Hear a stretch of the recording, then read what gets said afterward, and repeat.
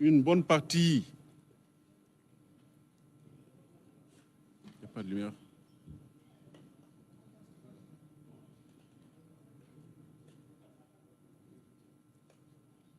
Une bonne partie de ce film a été fait en Wolof, mais en français, Ousmane Sonko disait ceci: tous ces jeunes qui sont à ce meeting, c'est-à-dire à Keur Massar, sont au meilleur de leur forme. Ils se sont bien entraînés. Et si on leur donne des armes, ils seront prêts à combattre. Le peuple va le sortir du palais, en parlant du président Macky Sall. Le peuple va le sortir du palais, va le traîner dehors, comme Samuel Doe. Préparez-vous au combat chaque jour, chaque heure, chaque minute. N'écoutez pas ceux qui disent que vous sapez la paix. Notre moment de vérité est arrivé, celui des gladiateurs. Soyez mobilisés. Le combat s'annonce mortel et le mot n'est pas de trop. Et c'est le prix à payer. Au moment où nous sommes, on n'a pas besoin de compassion. Lui, Ousmane Sonko, il disait: moi j'ai besoin de personnes engagées et déterminées. Il disait également aux Sénégalais d'ici et de la diaspora: vous êtes prêts parce qu'on va se battre contre Macky Sall. Il ne doit pas achever son mandat. Si la paix brûle le pays, ils n'en sortiront pas indemnes. Si vous attaquez leur domicile en parlant des dirigeants du parti APR, vous y trouverez des milliards. Organisons la bataille.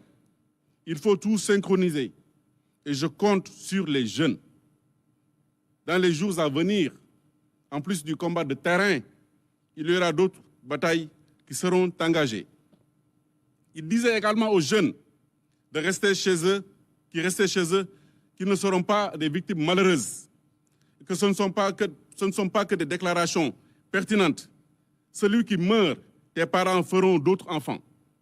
Nous marcherons vers le palais pour déroger Macky Sall, par A ou par B. Si vous trouverez des milliards pour marcher sur le palais, il n'y aura plus de rapport de force. La partie sera gagnée et on délogera Macky Sall du palais. Si nous voulons rendre le pays ingouvernable, nous en avons les moyens. C'est en substance les propos qu'il a tenus dans ce film pour vous dire que ces appels à l'instruction ont été plus que répétitifs. Il faut également souligner que ces appels ont eu des effets, devrais-je même dire des conséquences. Parce qu'à chaque fois que Ousmane Sonko faisait une déclaration d'appel à l'insurrection, à l'occasion d'une manifestation, un groupe naissait. On a commencé par le Mortel Combat. C'était au mois de mars 2021. Durant ces manifestations, les émeutiers ont détruit, dégradé des biens publics et privés, ont incendié des édifices publics, des stations d'essence, des magasins, mais également des véhicules. Apparemment très bien organisés, il avait planifié ses actes, il s'attaquait aussi bien aux biens publics que privés. C'est ainsi qu'il a été procédé à l'arrestation de beaucoup de personnes, parmi lesquelles un certain Mohamed Ndoye qui dirigeait les opérations. Il y avait également Wandou Sissé, Mamadou Koïta, Cheikh Hassan Bassirou Sané, Abdoulaye Faye, entre autres. À cette occasion, ils sont poursuivis et inculpés pour appel à l'insurrection, provocation à un attroupement armé, participation à un attroupement sur la voie publique, trouble à l'ordre public, destruction et dégradation de biens publics et privés, actes de nature à compromettre la sécurité publique, actions diverses et rassemblement en cause des dommages aux personnes et des biens, violences et voies de fait commises sur des agents de la force publique dans l'exercice de leurs fonctions, mais également d'incendies criminels. Ils sont poursuivis, placés sous mandat de dépôt par le premier cabinet. Parmi les conséquences des appels à l'insurrection, on a également le dossier force spéciale. À l'occasion des manifestations qui ont été projetées à la place de la nation par la coalition Yewwi Askan Wi, le 17 juin 2022, est interdit d'ailleurs par le préfet de Dakar.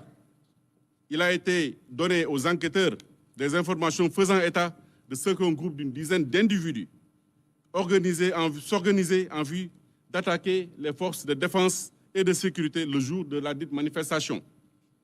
Les sources renseignaient également avoir identifié à Grand Yoff et à Rufisque les nommés Bouna et Mor alias Commandant, lesquels sont chargés respectivement de confectionner des exercices destinés à stopper la progression des forces de l'ordre, mais également des cocktails Molotov, dont le but est d'attaquer et d'incendier les installations publiques comme privées, des magasins, des commerces d'intérêt étrangers, et particulièrement français, mais également les forces de l'ordre, les domiciles des autres autorités de l'État, ministres, DG, députés, magistrats. Elle ajoute que les nommés Pape Ousmane Seck et Abdoul Aziz Niang seraient les coordonnateurs de toutes ces actions envisagées. Ces faits ont mené à l'arrestation des individus suivants: Bouna Ba, Pape Mamadou Seck, Feu François Mankabou, Mor Gueye, Babacar Ndaw, entre autres. Ces personnes sont arrêtées, poursuivies et aujourd'hui ils sont en détention pour complot contre l'autorité de l'État, acte de nature à occasionner des troubles politiques graves, à compromettre la sécurité publique, association de malfaiteurs en vue d'organiser des bandes et en leur fournissant des armes, munitions, dans le but de s'attaquer à la force publique, de causer des destructions, dégradations et des dommages des biens appartenant à l'État ou intéressant la chose publique. Menaces d'atteinte à la vie, de transport et de détention et transport de produits et substances incendiaires en vue de la commission d'un acte terroriste, de détention illégale d'armes à feu et de munitions, financement du terrorisme, de complicité de ces chefs. Ces faits sont prévus et punis par les actes 72 et suivants de notre code pénal. Ces personnes également arrêtées sont depuis lors en détention, et cela consécutivement aux appels de Ousmane Sonko. Il y a également le dossier du commando. Au regard des renseignements qu'avaient reçus les services de sécurité, la source a fourni des preuves irréfutables découvertes dans des appareils téléphoniques de mise en cause, notamment Pabouba Mbaou et Abdou Karim Bey, et des occurrences correspondantes et des récurrences correspondantes entre Mouramani Kaba Diakité, Famara Mané Di Nyancho et les autres membres du groupe. Tout porte à croire que ces personnes étaient déterminées à troubler par des moyens illégaux le fonctionnement régulier de l'État et également à exciter les citoyens à s'armer contre l'autorité de l'État. L'ingéniosité et la détermination des mises en cause consistaient à planifier des réunions secrètes, à organiser, détruire les moyens de l'État, sont révélatrices de leur entreprise criminelle, terroriste et de leur intention de troubler l'ordre public de manière générale pour rendre le Sénégal ingouvernable en semant le chaos et le désordre total. Ces individus étant dans la stratégie et l'opérationnel avaient comme cible les stations Total, les magasins Auchan, ainsi que les institutions et les domiciles des personnes qui incarnaient l'autorité publique. Les attaques de bus de Dakar Demdik, qui ont été volontairement incendiées, justifient à suffisance l'intention criminelle de ces individus chargés de mettre en œuvre les stratégies machiavéliques de Ousmane Sonko. Ces faits ont mené à l'arrestation de beaucoup d'individus, parmi lesquels on peut noter Cheikh Kébé, Mamadou Sané, Moussa Nying, Ahmed Dien, entre autres. Aujourd'hui, cette procédure est également pendante devant le juge du deuxième cabinet. Il y a également le dossier cocktail Molotov, car les enquêteurs, en exploitant une information émanant d'une source digne de foi, faisaient état de ce qu'un groupe de terroristes était en train de planifier des actes de nature à compromettre la sécurité publique, à occasionner des troubles politiques graves pour s'opposer à la tenue du procès en appel de Ousmane Sonko, poursuivi pour des faits de diffamation par M. Mambeyan. Une équipe des enquêteurs est parvenue à les infiltrer en vue de recueillir toutes les informations concernant les stratégies que ces individus comptaient mettre en place dans le but de créer une situation insurrectionnelle dans le pays. Un nombre impressionnant de cocktails Molotov a été retrouvé lors de ces perquisitions. Et d'ailleurs, le procureur de l'époque avait fait un point de presse par rapport à ce dossier. Il avait également été procédé à l'arrestation, à l'occasion de ce dossier, de Mbaye Kan, Omar Aliou Bitey, alias Cheikh Omar Bitey, Ahmad Bitey, Ahmadou Fofona, Abdourahman Mboub. Ils sont poursuivis et inculpés pour association de malfaiteurs terroristes, détention de substances explosives en vue d'une utilisation sur les biens publics ou intéressant la chose publique, dans le but de compromettre la sécurité publique et occasionner des troubles politiques graves. Ils étaient également poursuivis pour financement du terrorisme, d'atteinte à la sûreté de l'État, complot contre l'autorité de l'État. Et enfin, le dernier dossier concerne le combat final. Et ça ne date pas de longtemps.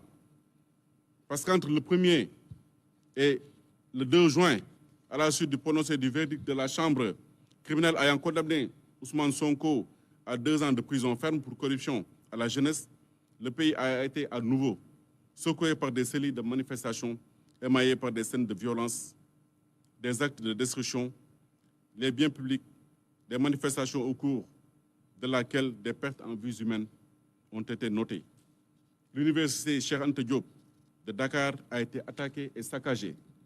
Le CESI a été également saccagé et brûlé. Les dépôts de Dakar Demdik ont été également attaqués et brûlés. Divers tronçons du BRT ainsi que l'autoroute à péage ont également subi la fureur des manifestants. Les maisons des autorités politiques, judiciaires, administratives ont été saccagées et brûlées. Des images montrant des manifestants lourdement armés et circulant dans les rues de la capitale ont circulé dans les réseaux sociaux. L'objectif final était de marcher sur le palais pour y déloger le président de la République. Pour y répondre et ainsi répondre à l'appel et l'invite de Ousmane Sonko qui a ouvertement appelé ses partisans à le rejoindre dans la capitale pour mener l'assaut final contre le président Macky Sall. Ainsi, plusieurs dizaines de manifestants ont été interpellés entre Pikine, Rufisque, Dakar et Guédiawaye, inculpés et placés sous mandat de dépôt. En tout état de cause, toutes ces procédures que nous avons énoncées, qui ont causé des dégâts matériels inestimables à l'heure où nous tenons ce point de presse, ainsi que plus d'une quarantaine de morts entre mars 2021 et juin 2023, convergent inéluctablement vers Ousmane Sonko. Le ministère public que je représente dispose de l'opportunité des poursuites. Par conséquent, tant que les faits ne sont pas prescrits, nous pouvons toujours les engager. Ainsi, nous avons décidé de mettre en mouvement l'action publique.